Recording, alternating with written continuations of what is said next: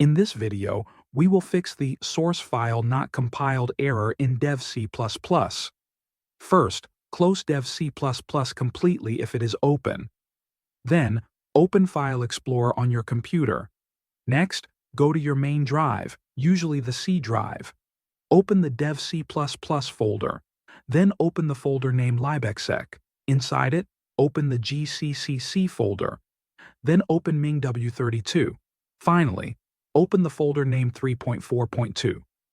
Inside this folder, look for a file called collect2. This file is often the reason behind the source file not compiled problem. Right-click on the collect2 file and choose Delete. Confirm the deletion if Windows asks. Once the file is deleted, close the File Explorer window. Now open Dev C++ again.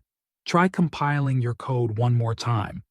Dev C++ will automatically create a fresh version of the deleted file when you build your project. If your code runs and compiles correctly, it means the issue is fixed. If you still see the same message, check that you deleted the correct file inside the right folder path. That's all you need to do. Thanks for watching.